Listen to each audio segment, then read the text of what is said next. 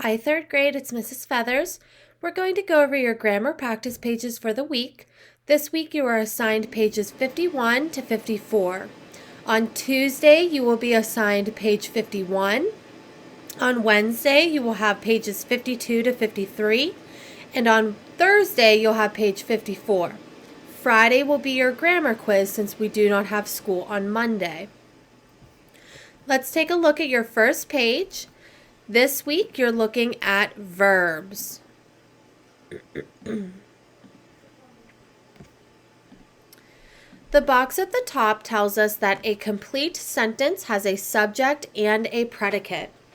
The subject tells what or whom the sentence is about, and the predicate tells what the subject does, and it has a verb. A verb is a word that tells what the subject does or is. We are going to draw a line under the verb in each sentence. At the bottom of the page, the lines are already drawn for you. You just need to drag and possibly resize. Number 1 says, I read a book about birds. I notice the subject of the sentence is I, and then the verb is what I am doing. I read. So I'm going to drag one of these lines to underline the word read.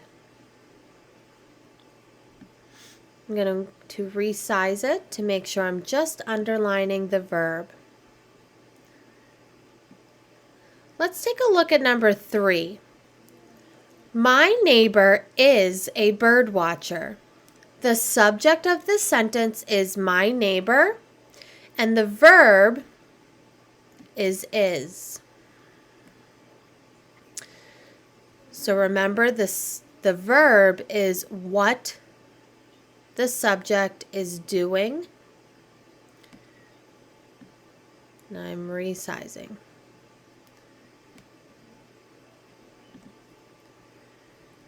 You will go back to number 2 and complete that one, and then also 4 through 10. On Wednesday, you will have pages 52 to 53 assigned to you. On page 52, the box at the top states that an action verb shows action in the predicate part of a sentence. It tells what the subject does. Some action verbs tell about feelings and actions that cannot be seen. The directions state to circle the action verb in each sentence. The circles are already drawn for you.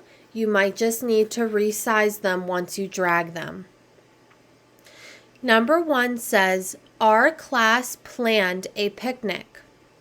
The subject is our class, and the verb, the action, is planned. So I'm going to circle planned,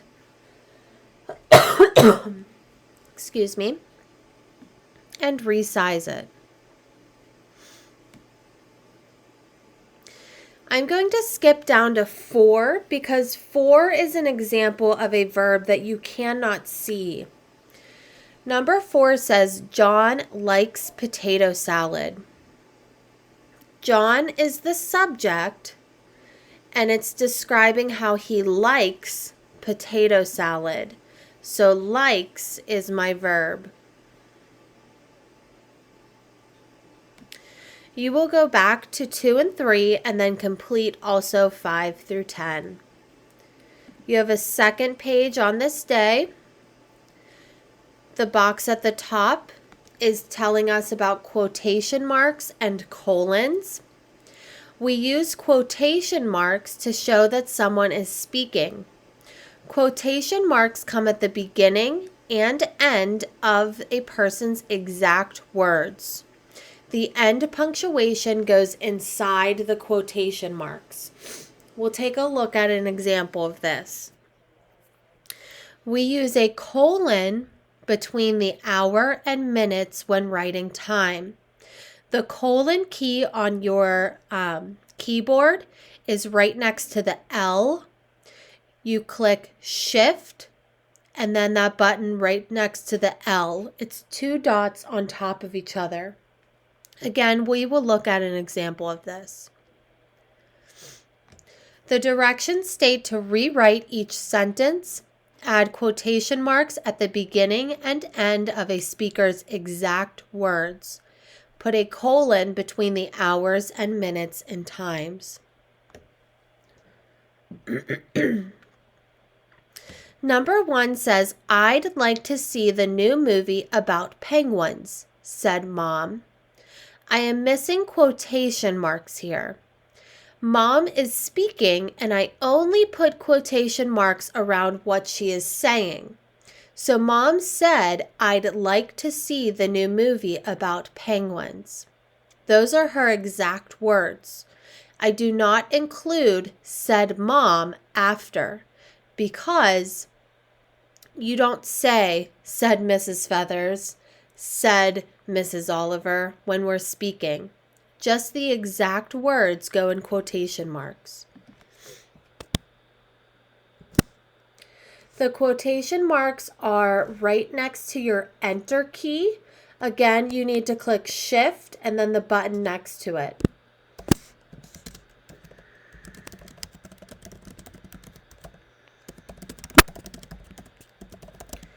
The end quotation goes inside of the quotation mark, so I put comma, quotation marks, "said Mom."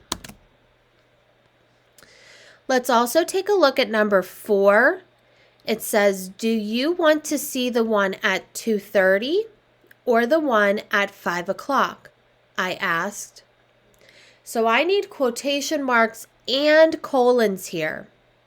I am speaking, so I'm only putting quotation marks around what I say, and I'm missing colons between the 2 and the 3 in 2:30 because 2 is the hour, 30 is the minutes, and I'm missing a colon between the 5 and the double zeros, for 5 being the hour and 00 being the minutes.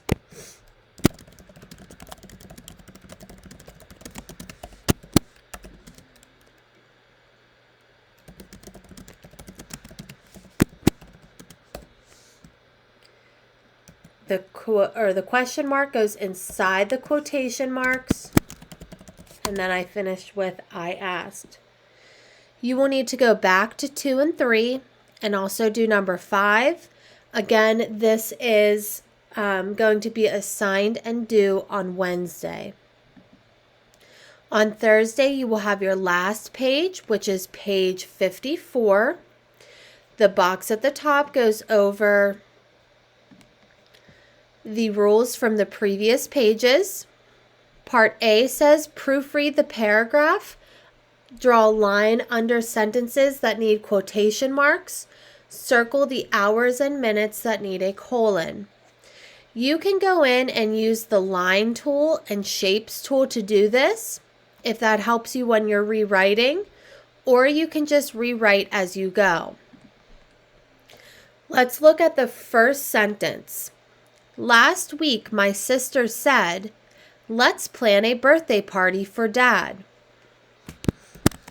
That sentence is missing some quotation marks because my sister is saying,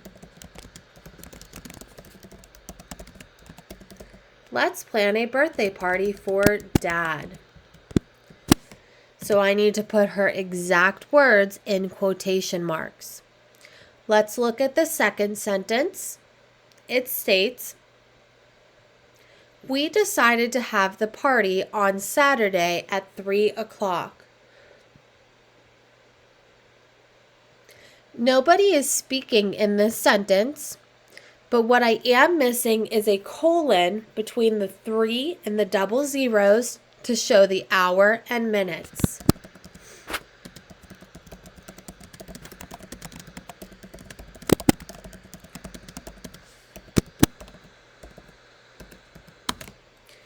You will finish going through this paragraph on your own.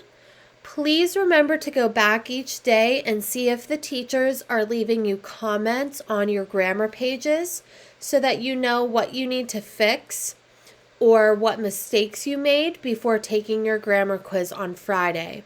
Have a wonderful week, third grade.